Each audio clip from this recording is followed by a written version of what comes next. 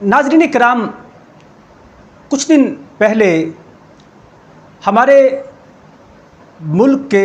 صوبہ سندھ کے علاقے سانگڑ میں ایک بڑا ہی دل خراش واقعہ پیش آیا، جس میں کہ ایک وڈیرے نے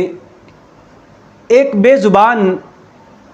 اونٹنی کی ٹانگ کاٹ دی اس بنا پر کہ وہ غلطی سے اس کے کھیت میں گھس گئی تھی۔ آپ یقین جانیے کہ یہ واقعہ بڑا دل خراش اور دل سوز تھا، اور بالخصوص جو درد دل رکھنے والے، احساس کرنے والے میرے جیسے افراد ہیں، وہ جب اس واقعے کی ویڈیو کو، جو ابتدائی ویڈیو ٹانگ کٹنے کے بعد منظر عام پر آئی، اسے دیکھتے ہیں تو وہ آپ دیدہ ہو جاتے ہیں، دل گرفتہ ہو جاتے ہیں، اور وہ کسی طور پر بھی اس ویڈیو کو دیکھنے کی تاب نہیں رکھتے۔ اور میں بذات خود اگر آپ سے اپنی بات کروں تو جب میں نے اس ویڈیو کو دیکھا میری بھی کچھ ایسی ہی کیفیت تھی، اور شاید یہی وجہ ہے کہ ہم نے بڑے دنوں کے بعد اس موضوع پر گفتگو کی اور اپنے آپ کو اس قابل کیا کہ ہم آپ کے سامنے بیٹھ کر کچھ اس موضوع پر پیش کر سکیں۔ یقین جانیے کہ اس واقعے نے حقیقت میں زمانہ جاہلیت کی یاد کو تازہ کیا ہے، اور اتنی سنگ دلی، اتنا ظلم، اتنی بربریت، یہ اسلام کے نام لیواؤں کے رویوں میں اس کی مثال نہیں ملتی۔ یہ وہ طریقہ ہے، وہ طرز عمل ہے، وہ طرز فکر ہے جو اسلام سے پہلے جہالت کے دور میں ہمیں نظر آتا تھا۔ یہ تو جانور ہے، وہ تو اپنی بیٹیوں کو زندہ درگور کر دیتے، ایک خون کے بدلے کئی کئی خاندان ہلاک کر دیتے۔ زمانہ جاہلیت کی بات ہوتی، جاہل ہوتے، گنوار ہوتے تو اور بات ہوتی، لیکن یہ تو مسلمان ہیں، یہ تو اسلام کے دور میں رہ رہے ہیں اور مسلمان ہونے کے دعوے کرنے والے ہیں۔ اس کے باوجود ان کا یہ طرز عمل، یقین جانیے ایمان والے کو یہ بات فکر میں مبتلا کر دیتی ہے کہ معاشرہ جائے گا کس سمت میں۔ وہ جانور، وہ اونٹنی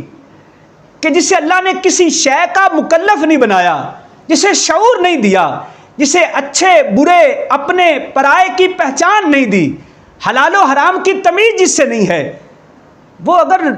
بے دھیانی میں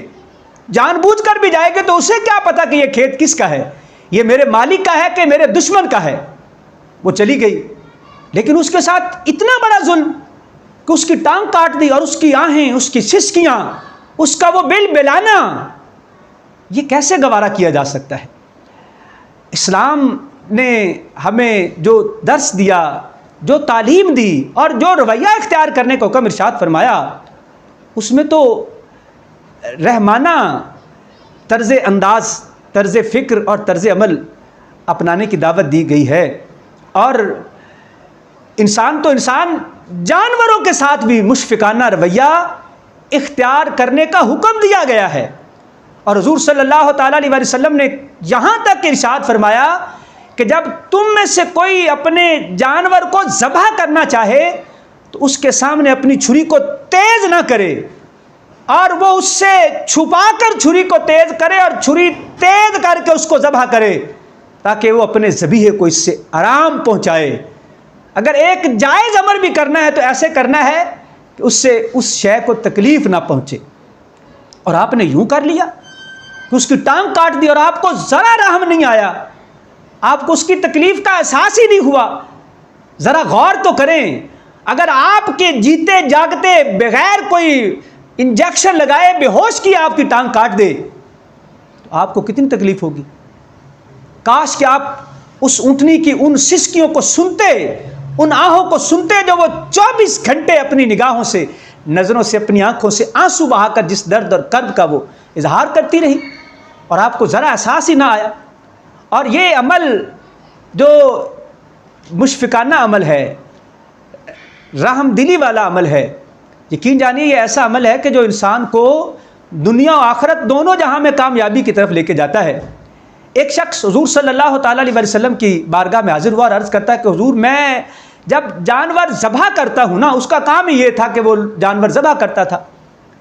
کہا حضور جب میں جانور ذبح کرتا ہوں تو مجھے چھری چلاتے ہوئے اس پر رحم آتا ہے،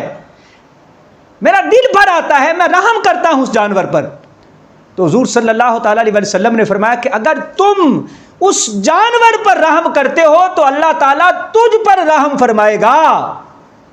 اللہ اکبر! اس جانور پر رحم کرنے والے پر رب ذوالجلال رحم فرماتا ہے، اور یہاں تو اس کی ٹانگ ہی آپ نے کاٹ دی۔ اب آپ اندازہ لگائیں کہ وہ ساری زندگی، وہ جب تک بیچاری زندہ رہے گی، کس درد میں، کس کرب میں مبتلا رہے گی، وہ اپنی زندگی کے ایام کیسے گزارے گی۔ اب کتنے دن ہو گئے وہ بیچاری ابھی تک اٹھ کے اپنے پیروں پر کھڑی نہیں ہو پائی۔ اس کی زندگی کی ایک ایک اذیت کا آپ کو حساب دینا ہوگا، آپ کو جواب دینا ہوگا، اور یہ ظلم جو آپ نے کیا، اس بے زبان پر جو ظلم آپ نے کیا ہے، اس کا حساب تو آپ کو اللہ کی بارگاہ میں دینا ہوگا۔ آپ لاکھ توبہ کر لیں، اس جانور کی جو حق تلفی آپ نے کی ہے وہ کسی طور پر بھی معاف نہیں ہو سکتی۔ اللہ تعالیٰ تو دو جانوروں کے درمیان کیا جانے والا ظلم قیامت کے دن معاف نہیں فرمائے گا۔ سینگ والی بکری نے جو بے سینگ بکری پر ظلم کیا ہوگا، ان دونوں کو زندہ فرما کر اس ظلم کا مداوع فرمائے گا، پھر ان کو مٹی کرے گا۔ تو آپ تو انسان تھے، شعور رکھنے والے تھے، آپ نے ایسا کر دیا۔ یہ رویہ کسی طور پر بھی ہمارے معاشرے میں درست نہیں ہے، اور اس کی حوصلہ افزائی نہیں ہونی چاہیے۔ اور یقیناً جب یہ واقعہ پیش آیا تو اس کے بعد بہت سی NGOs اور دیگر اداروں نے بڑا ایک اچھا جیسٹر دیا، اور اس اونٹنی کو اپنی کفالت میں لے کر اس کے علاج معالجے کی کوشش شروع کر دی۔ یہ اچھی بات ہے، لیکن یہاں ایک دوسرا پہلو بھی ہے کہ ایسے واقعات اس لیے پیش آتے ہیں کہ ہمارے معاشرے میں قانون کا نفاذ یکساں طور پر سب کے لیے برابر نہیں۔